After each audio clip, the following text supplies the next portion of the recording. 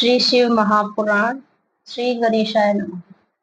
सदाचार, शौचाचार, स्नान, भस्म धारण, संध्या वंदन, प्रणव जप, गायत्री जप, दान, न्यायता, धनोपार्जन तथा अग्निहोत्र आदि की विधि एवं महिमा का वर्णन। ऋषियों ने कहा, सूत जी, अब आप शीघ्र ही हमें वह सदाचार सुनाइए जिससे विद्वान पुरुष पुण्य लोकों पर विजय पाता है। स्वर्ग प्रदान करने वाले धर्म में आचार तथा नरक का कष्ट देने वाले धर्म में आचारों का भी वर्णन कीजिए। सूत जी बोले, सदाचार का पालन करने वाला विद्वान ब्राह्मण ही वास्तव में ब्राह्मण नाम धारण करने का अधिकारी है। जो केवल वेदों आचार का पालन करने वाला एवं वेद का अभ्यासी है, उस ब्राह्मण की विप्र संज्ञा होती है। सदाचार, वेदाचार तथा विद्या, इनमें से एक एक गुण से ही युक्त होने पर उसे द्विज कहते हैं।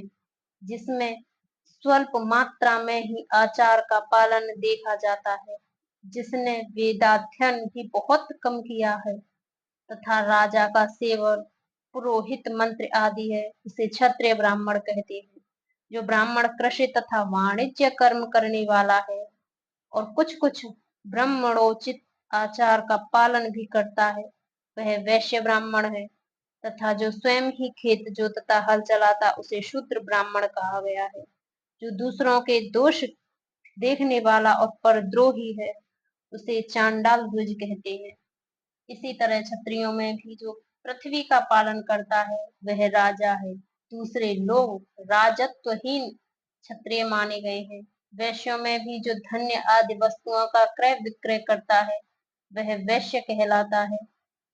दूसरों को वणिक कहते हैं। जो ब्राह्मणों, क्षत्रियों तथा वैश्यों की सेवा में लगा रहता है, वही वास्तव में शूद्र कहलाता है। जो शूद्र हल जोतने का काम करता है, उसे वृषल समझना चाहिए। सेवा, शिल्प और कर्षण से भिन्न प्रवृत्ति आश्रय लेने वाले शूद्र दस्यु कहलाते हैं। इन सभी वर्णों के मनुष्यों को चाहिए कि वह ब्रह्म मुहूर्त में उठकर पूर्वोभिमुख वो सबसे पहले देवताओं का, फिर धर्म का, अर्थ का, उसी की प्राप्ति के लिए उठाए जाने वाले क्लेशों का तथा आय और व्यय का भी चिंतन करें। रात के पिछले पहर को उष्ण काल जानना चाहिए। उस अंतिम पहर का जो आधा या मध्य भाग है, उसे संध्या कहते हैं। उस संध्या काल में उठकर द्विज को मलमूत्र आदि त्याग करना चाहिए। घर से दूर जाकर बाहर से अपने शरीर को ढके रखकर दिन में उत्तराभिमुख बैठकर मलमूत्र का त्याग करें। यदि उत्तराभिमुख बैठने में कोई रुकावट हो तो दूसरी दिशा और मुख करके बैठे। जल, अग्नि, ब्राह्मण आदि तथा देवताओं का सामान बचाकर बैठे। मल त्याग करके उठने पर फिर उस मल को न देखें। तदंतर जलाशय से बाहर निकाले हुए जल से ही खुदा की शुद्धि करें, अथवा देवताओं, पितरों तथा ऋषियों के तीर्थों में उतरे बिना ही प्राप्त हुए जल से शुद्धि करनी चाहिए। गुदा में 7, 5 या 3 बार मिट्टी लगाकर उसे धोकर शुद्ध करें। लिंग में ककोड़े के फल के बराबर मिट्टी लेकर लगाएं और उसे धो दें। परंतु गुदा में लगाने के लिए एक पसर मिट्टी की आवश्यकता होती है। लिंग और गुदा की शुद्धि के पश्चात उठकर अन्यत्र जाए और हाथ पैरों की शुद्धि करके 8 बार कुल्ला करें। जिस किसी वृक्ष के पत्ते से अथवा उसके पतले काष्ठ से जल के बाहर दतुवन करना चाहिए, उस समय तर्जनी अंगुली का उपयोग न करें। यह दंत शुद्धिका का विधान बताया गया है।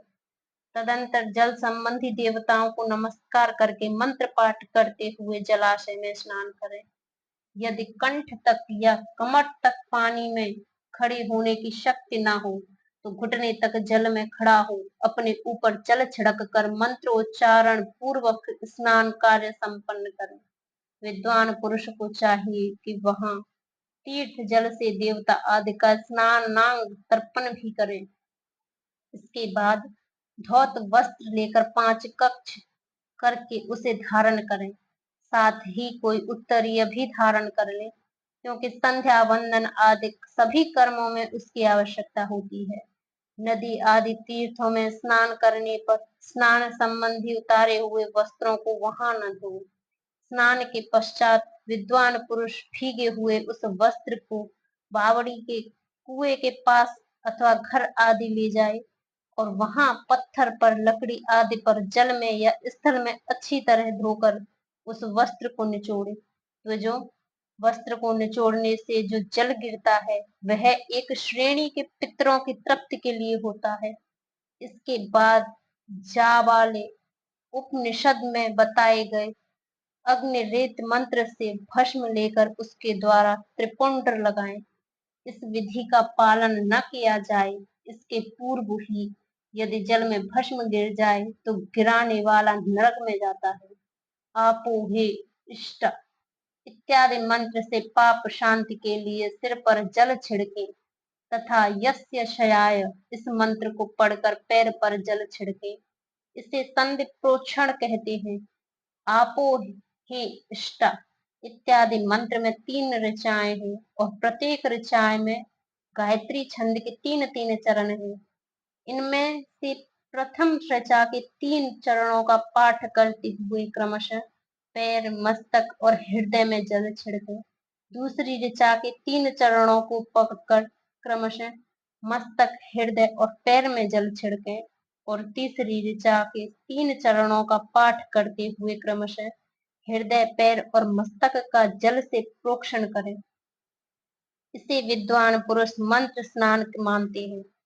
किसी अपवित्र वस्तु से किंचित स्पर्श हो जाने पर, अपना स्वास्थ्य ठीक न रहने पर, राजा और राष्ट्र पर भय उपस्थित होने पर तथा यात्रा काल में जल की उपलब्धि न होने की विवशता आ जाने पर मंत्र स्नान करना चाहिए। पूर्व काल सूर्यश्च माँ ममन्युश्च इत्यादि सूर्यानुवाक से तथा सायकाल अग्निश्च माँ मन्युश्च आदि अग्नि संबंधी अनुवाक से जल का आचमन करके पुनः जल से अपने अंगों का प्रोक्षण करें। मध्य हवन काल में भी आप पुनंतु इस मंत्र से आचमन करके पूर्ववत प्रोक्षण या मार्जन करना चाहिए। प्रातः काल की संध्योपासना में गायत्री मंत्र का जप करके 3 बार ऊपर की ओर सूर्य देव को अर्घ देने चाहिए। ब्राह्मणों, मध्य काल में गायत्री मंत्र के उच्चारण पूर्वक सूर्य ही एक ही अर्घ देना चाहिए। फिर सायकाल आने पर पश्चिम की ओर मुख करके बैठ जाए और पृथ्वी पर ही सूर्य के लिए अर्घ दे, ऊपर की ओर नहीं। प्रातः काल और मध्याह्न काल के समय अंजलि में अर्घ देकर देकर उंगलियों की ओर से सूर्य देव के लिए अर्घ दे। फिर उंगलियों के छिद्र से ढलते हुए सूर्य को देखें तथा उनके लिए स्वतः प्रदक्षिणा करके शुद्ध आचमन करें। सायकाल में सूर्यास्त 2 घड़ी पहले ही हुई संध्या निष्फल होती है, क्योंकि वह साय संध्या का समय नहीं है। ठीक समय पर संध्या करनी चाहिए, ऐसी शास्त्र की आज्ञा है। यदि संध्योपासना किए बिना दिन बीत जाए तो प्रत्येक समय के लिए क्रमशः प्रायश्चित करना चाहिए। यदि एक दिन बीते तो प्रत्येक बीते हुए संध्या काल के लिए नित्य नियम के अतिरिक्त 100 गायत्री मंत्र का अधिक जप करें। यदि नित्य कर्म के लुप्त हुए 10 दिन से अधिक बीत जाएं तो उसके प्रायश्चित रूप में 1,00,000 गायत्री का जप करें चाहिए। यदि 1 मास तक नित्य कर्म छूट जाए तो पुनः अपना उपनयन संस्कार कराएं। अर्थ सिद्धि के लिए ईश, गौरी, कार्तिकेय, विष्णु, ब्रह्मा, चंद्रमा और यम का तथा ऐसे ही अन्य देवताओं का भी शुद्ध जल से तर्पण करें। फिर तर्पण कर्म को ब्राह्मणपण करके शुद्ध आचमन करें। तीर्थ के दक्षिण प्रशस्त मठ में, मंत्रालय में, देवालय में, घर में अथवा अन्य किसी नियत स्थान में आसन पर स्थिरता पूर्वक बैठकर विद्वान पुरुष अपनी बुद्धि को स्थिर करें और संपूर्ण देवताओं को नमस्कार करके पहले प्रणव का जप करने के पश्चात गायत्री मंत्र की आवृत्ति करें। प्रणव के अ, उ और म इन 3 अक्षरों से जीव और ब्रह्मा की एकता का प्रतिपादन होता है।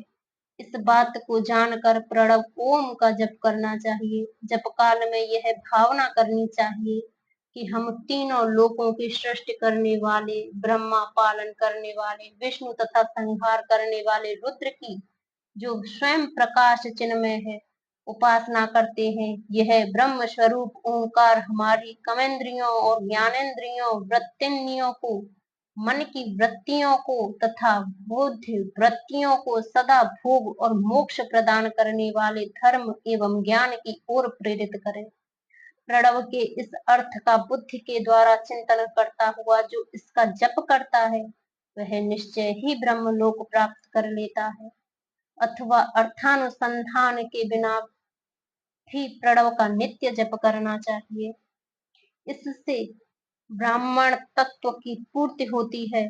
ब्राह्मणत्व की पूर्ति के लिए श्रेष्ठ ब्राह्मण को प्रतिदिन प्रातःकाल 1 सहस्त्र गायत्री मंत्र का जप करना चाहिए। मध्यवान काल में 100 बार और सायकाल में 28 बार जप की विधि है। अन्य वर्ण के लोगों को अर्थात क्षत्रिय और वैश्य को 3 संध्याओं के समय यथासाध्य गायत्री जप करना चाहिए। शरीर के भीतर मूलाधार, स्वाधिष्ठान, मणिपुर, आहा, अनाहत, आज्ञा और सहस्त्रा से 6 चक्र हैं। इनमें मूलाधार से लेकर सहस्त्रा तक 6 स्थानों में क्रमशः विद्वेश्वर, ब्रह्मा, विष्णु, ईश, जीवात्मा और परमेश्वर स्थित है।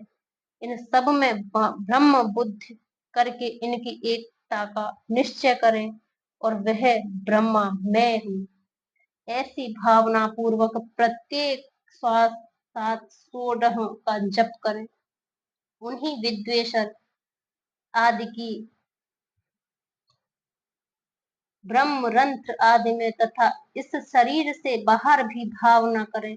प्राकृतिक के विकार भूत महत्व से लेकर पंचभूत पर्यंत तत्वों से बना हुआ जो शरीर है, ऐसे सहस्त्रों शरीरों का एक एक अजबा गायत्री के जप से एक एक के क्रम से अतिक्रमण करके जीव को धीरे धीरे परमात्मा से संयुक्त करें। यह जप का तत्व बताया गया है। 100 अथवा 28 मंत्रों के जप से उतने ही शरीरों का अतिक्रमण होता है। इस प्रकार जो मंत्रों का जप है इसी को आदिक्रम से वास्तविक जप जानना चाहिए। सहस्त्र बार किया हुआ जप ब्रह्म लोक प्रदान करने वाला होता है, ऐसा जानना चाहिए। 100 बार किया हुआ जप इंद्र पद की प्राप्ति कराने वाला माना गया है। ब्रह्मांडेतर पुरुष आत्म रक्षा के लिए जो स्वल्प मात्रा में जप करता है वह ब्राह्मण के कुल में जन्म लेता है। प्रतिदिन सूर्यास्था करके उपयुक्त रूप से जप का अनुष्ठान करना चाहिए। 12 लाख गायत्री का जप करने वाला पुरुष पूर्ण रूप से ब्राह्मण कहा गया है। जिस ब्राह्मण ने 1 लाख गायत्री का भी जप न किया हो उसे वैदिक कार्य में न लगाएं। 70 वर्ष की अवस्था तक नियम पालन पूर्वक कार्य करें। इसके बाद गृह त्याग कर संन्यास ले लें। परिव्राजक या सन्यासी पुरुष नित्य प्रातः काल 12,000 प्रणव का जप करें।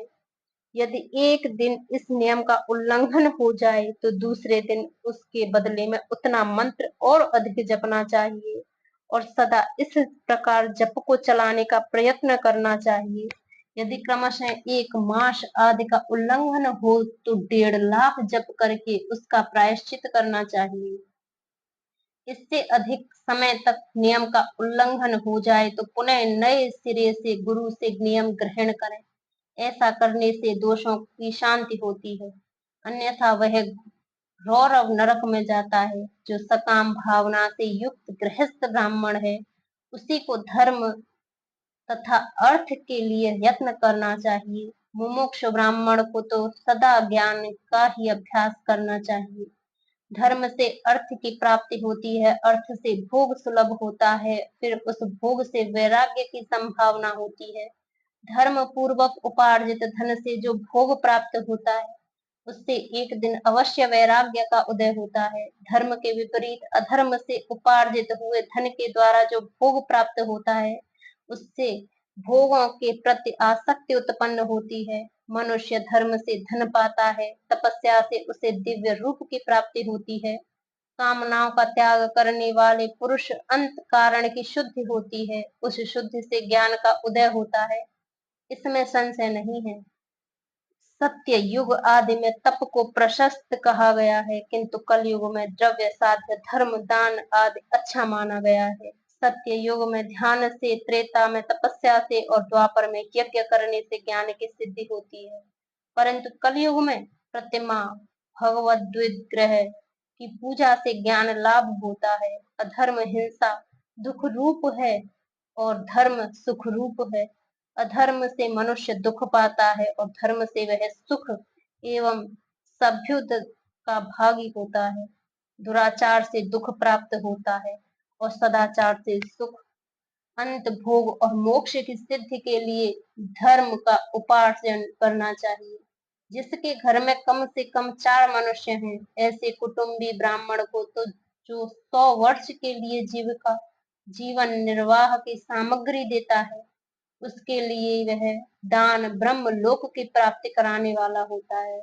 एक सहस्त्र चांद्रायन व्रत का अनुष्ठान ब्रह्म लोकदायक माना गया है। जो क्षत्रिय एक सहस्त्र कुटुंब को जीविका और आवास देता है, उसका वह कर्म इंद्रलोक की प्राप्ति कराने वाला होता है। 10,000 कुटुंबों को दिया हुआ आश्रय दान ब्रह्मलोक प्रदान करता है। दाता पुरुष जिस देवता को सामने रखकर दान करता है, अर्थात वह दान के द्वारा जिस देवता को प्रसन्न करना चाहता है, उसी का लोक उसे प्राप्त होता है। यह बात वेदवत्ता पुरुष अच्छी तरह जानते हैं। धनहीन पुरुष सदा तपस्या का उपार्जन करे, क्योंकि तपस्या और तीर्थ सेवन से अक्षय सुख पाकर मनुष्य उसका उपभोग करता है। अब मैं न्यायतः धन के उपार्जन की विधि बता रहा हूँ। ब्राह्मण को चाहिए कि वह सदा सावधान रहकर विशुद्ध प्रतिग्रह दान ग्रहण तथा याजन यज्ञ कराने आदि से धन का अर्जन करे। वह इसके लिए कहीं दीनता न दिखाए और न अत्यंत क्लेशदायक कर्म ही करे। क्षत्रिय बाहुबल से धन का उपार्जन करे और वैश्य कृषि एवं गौरक्षा से न्यायोपर्जित धन का दान करने से दाता को ज्ञान की सिद्धि प्राप्त होती है। ज्ञान सिद्धि द्वारा सब पुरुषों को गुरु कृपा मोक्ष सिद्धि सुलभ होती है। मोक्ष से स्वरूप की सिद्धि ब्रह्म रूप से स्थिति प्राप्त होती है, जिससे मुक्त पुरुष परम आनंद का अनुभव करता है।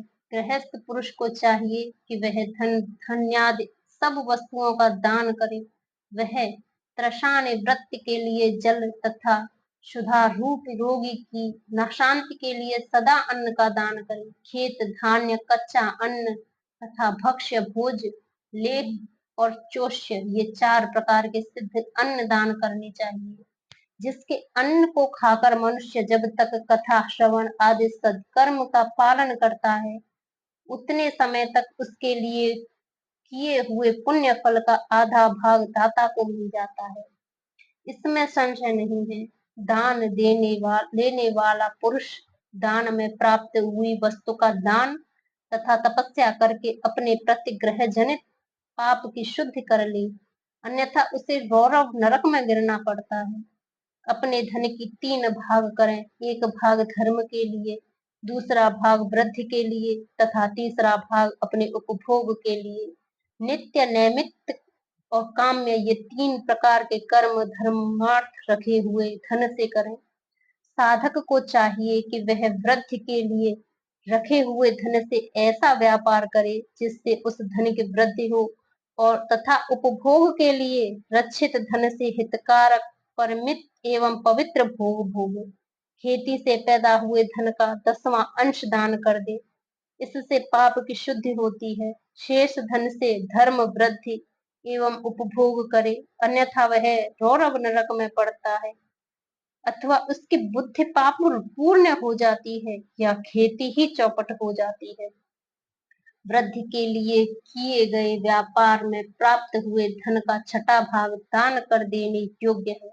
बुद्धिमान पुरुष अवश्य उसका दान कर दे।